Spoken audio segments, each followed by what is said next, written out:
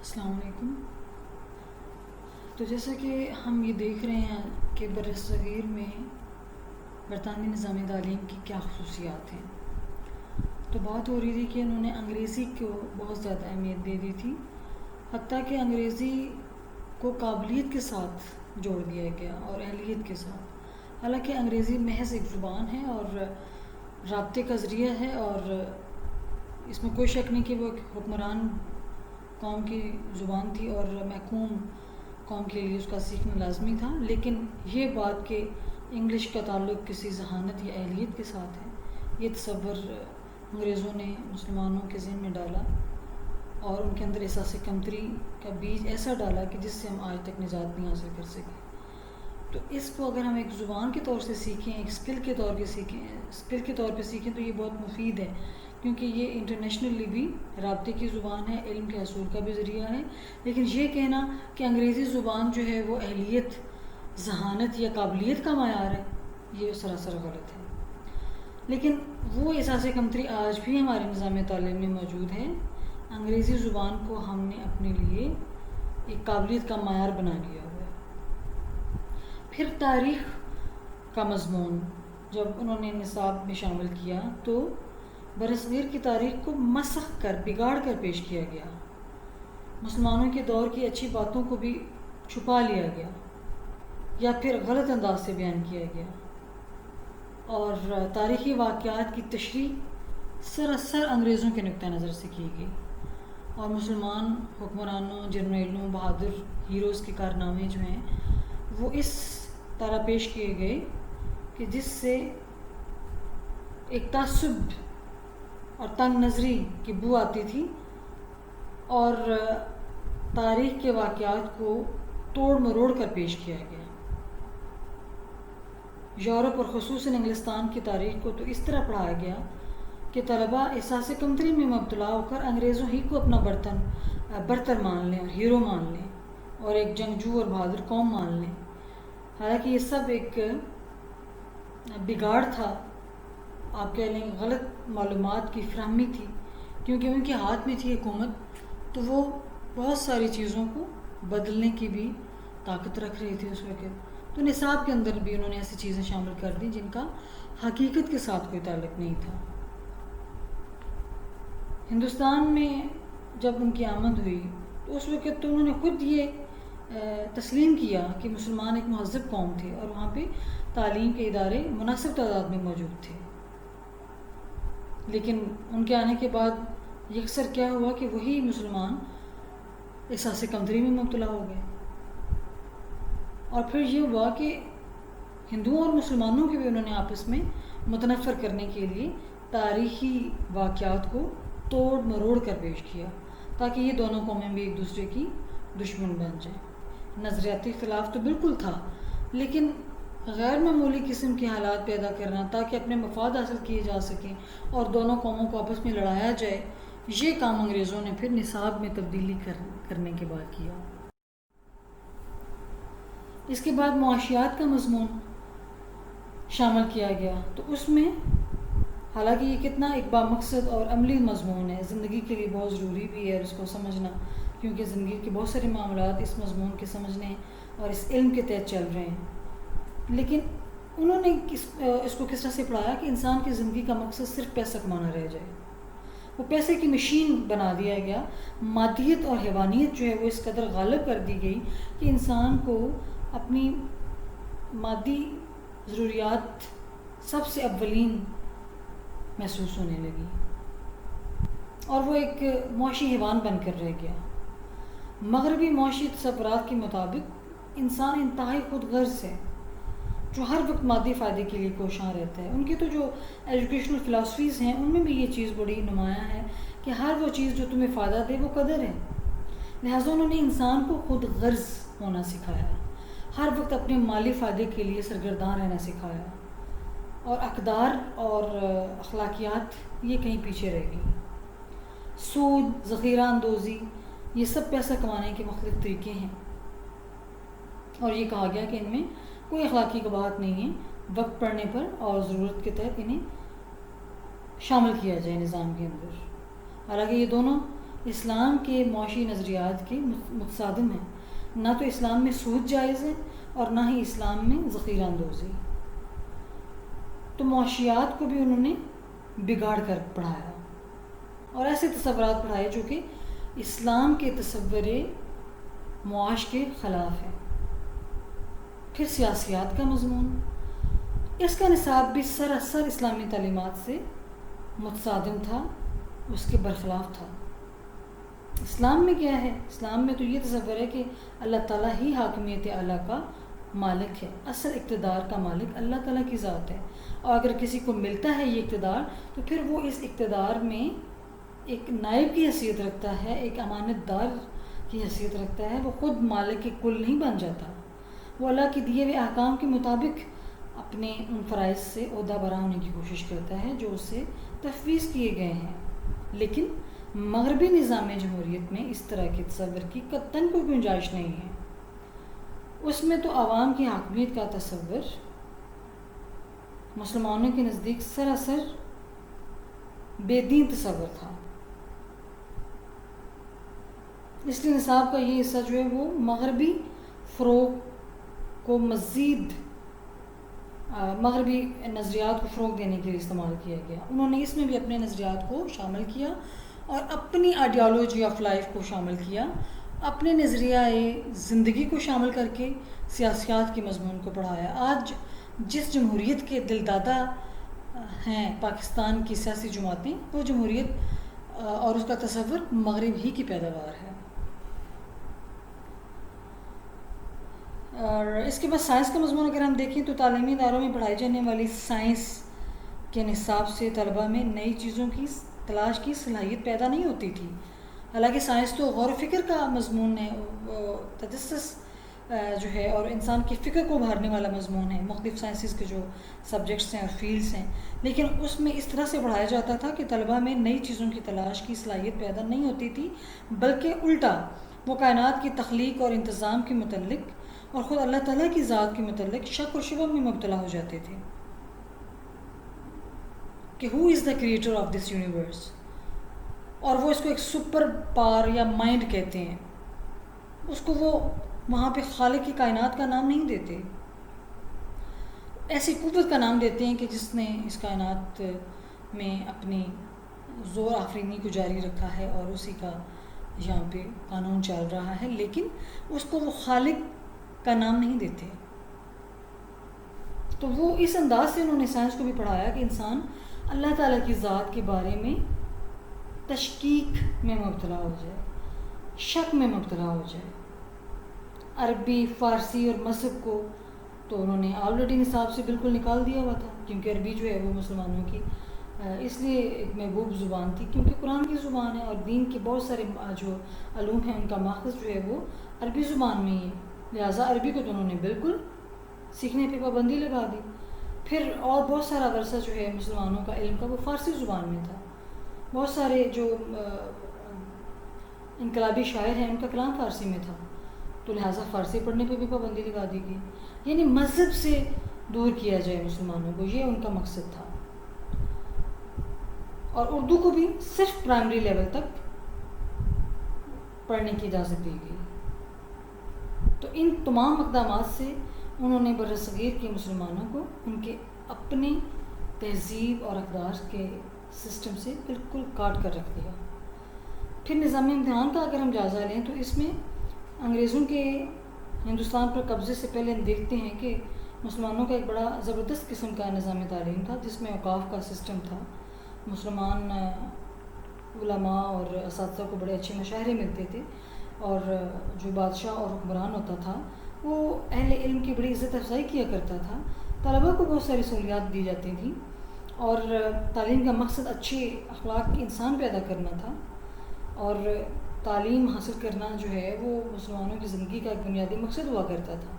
لیکن جب انگریز آئے تو انہوں نے استاد کا یہ جو کردار تھا نظام کے اندر، مرکزی کردار تھا اس کا، اور وہ جو اس کو اعلیٰ مقام عطا کیا ہوا تھا اسلام نے ایک معلم کے طور پر، اس تصور کو انہوں نے مسخ کرنے کی کوشش کی. حالانکہ مسلمان جو ہے ایک مسلمان معلم اور اپنے آئیڈیالوجی کے مطابق وہ تو اپنے طلباء کے لیے ایک رول ماڈل کی حیثیت رکھتا ہے،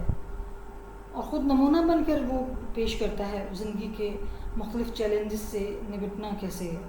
لیکن انگریزوں نے آ کر استاد کی یہ حیثیت اور اس کا یہ مقام بھی بگاڑنے کی کوشش کی. اب نظام تعلیم کا مقصد کردار کی تربیت نہیں رہ گیا تھا، بلکہ انہوں نے استاد کی اس حیثیت کو ہی یکسر بدل کر رکھ دیا اور استاد کی حیثیت ایک سرکاری ملازم کی تک محدود ہو کر رہ گئی. اسے اس اعتماد کا اہل بھی نہ سمجھا گیا کہ اس کی رائے سے طالب علم کے اکتساب کا معیار مقرر کیا جائے. یعنی استاد کی رائے لینا بھی گوارا نہیں کیا گیا کہ کتنا زیادہ لیول ہونا چاہیے ایک طالب علم کے اندر کہ اس کو اگلے کلاس میں درجہ دیا جائے. کون سے وہ اصول و ضوابط ہونے چاہیے جن کی بنا پر اس کی کارکردگی کا جائزہ لیا جائے.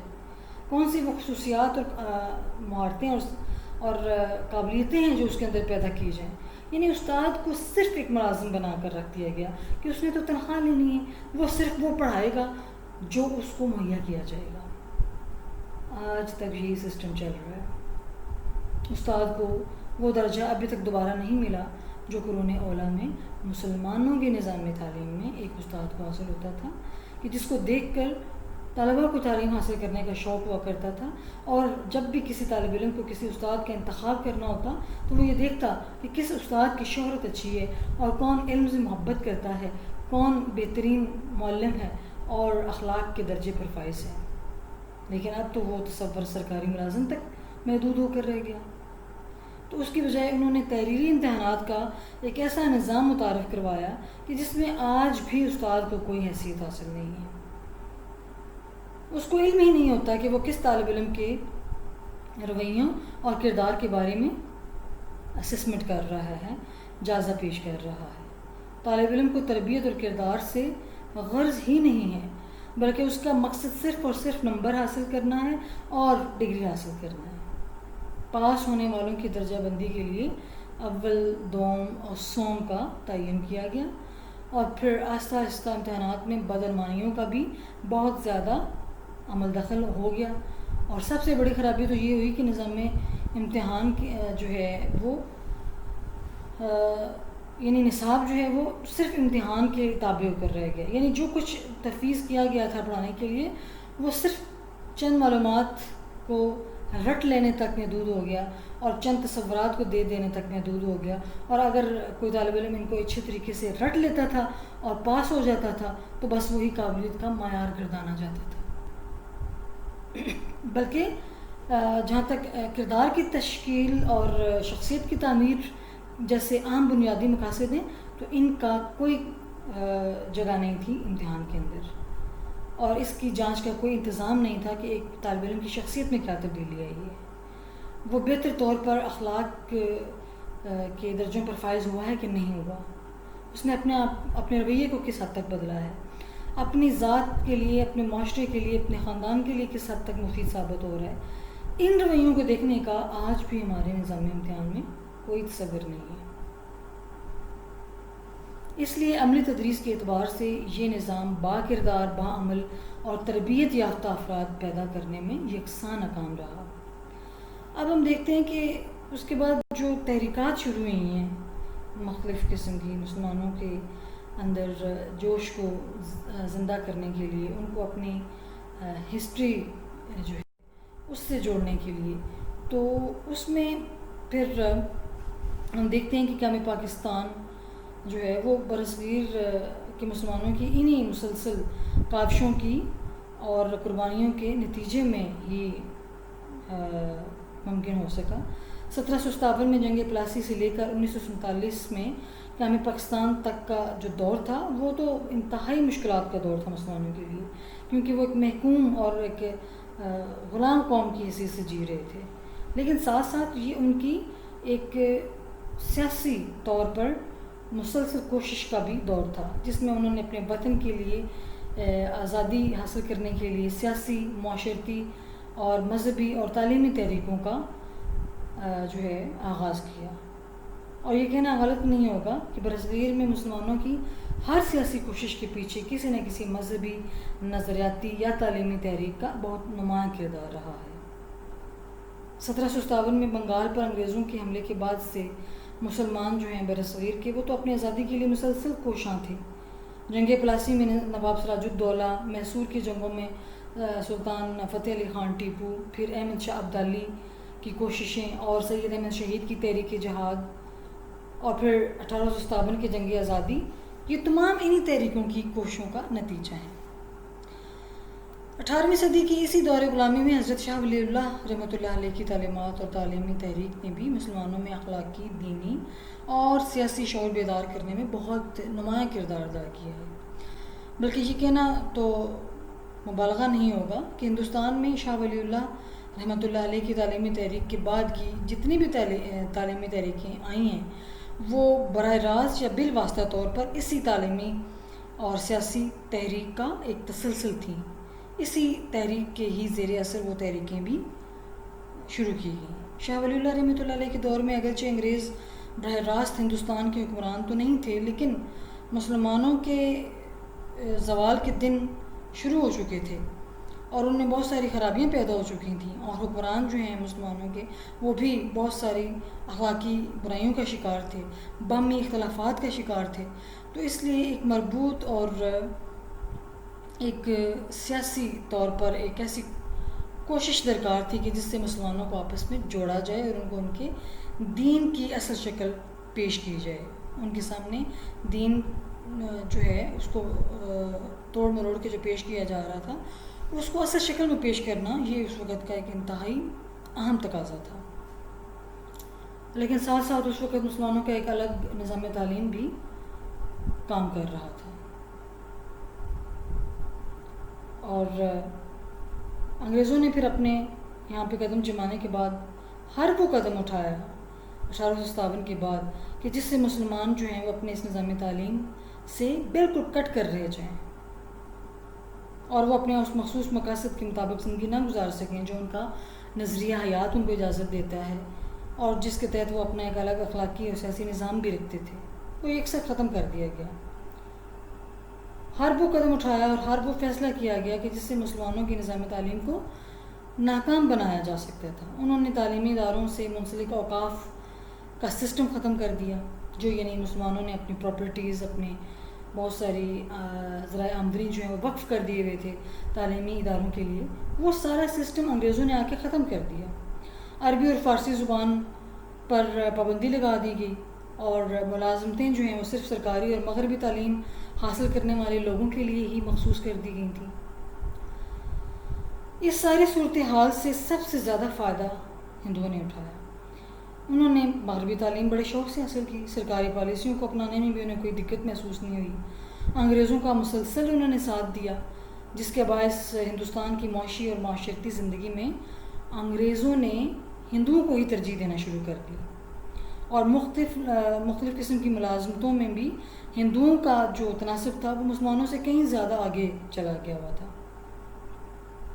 اور وہ ہر نمایاں پوزیشن حاصل کرنے میں کامیاب رہے۔ اب یہ ساری صورتحال جو ہے یہ مسلمانوں کے لیے بڑی پریشان کن تھی کہ انگریز جو ہیں وہ ایک الگ طرح سے ان کے دشمن تھے اور ایک غاصب کی حیثیت سے ان کے حقوق چھین رہے تھے۔ دوسری قوم جو ان کے ساتھ نبرد آزما تھی وہ ہندو تھے، جو اپنے مفاد کے لیے انگریزوں کے ساتھ مل چکے تھے، اور اب مسلمانوں کو دو قوموں کی مخالفت کا سامنا تھا۔ ایک طبقے کی رائے تو یہ تھی مسلمانوں کی کہ ان حالات سے سمجھوتہ کر لینا چاہیے اور مغربی تعلیم حاصل کرنی چاہیے، اور انگریزوں کے نظام تعلیم سے ہمیں فائدہ اٹھانا چاہیے تاکہ مستقبل میں سیاسی آزادی کے لیے ہم کوشش بھی کریں لیکن ہم پیچھے نہ رہ جائیں، اور وقت کے ساتھ ہمیں چلنا چاہیے تاکہ آنے والے وقت میں ہماری نسل جو ہے وہ پیچھے نہ رہ جائے اور معاشی طور پر ہم کمزور نہ ہو جائیں۔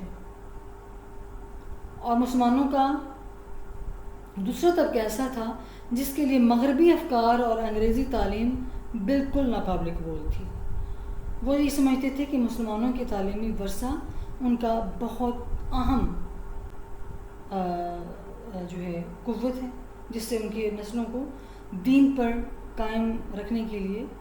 وہاں سے بہت ساری چیزیں انہیں مہیا کی جا سکتی ہیں۔ ان کی اقدار کا ایک پورا سسٹم ہے، ان کا اپنا ایک تہذیب کا سسٹم ہے۔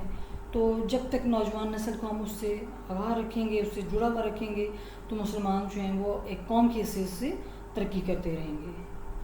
مسلمانوں کا جو پہلا طبقہ ہے اس کی نمائندگی تحریک علی گڑھ اور دوسرے گروہ کی نمائندہ تحریک دیوبند تھی۔ اگرچہ یہ دونوں تحریکیں دو مختلف نقطہ نظر رکھتی تھیں اور بعض معاملات پر تو یہ ایک دوسرے سے متفق بھی نہیں تھیں، لیکن دونوں کا مقصد بہرحال یہ تھا کہ برصغیر پاک و ہند میں مسلمانوں کا جو کھویا ہوا مقام ہے وہ حاصل کیا جا سکے اور وہ اپنے عروج کو دوبارہ حاصل کر سکے۔ تو نیکسٹ والے لیکچر میں ہم انشاءاللہ دیکھیں گے تحریک دیوبند کو۔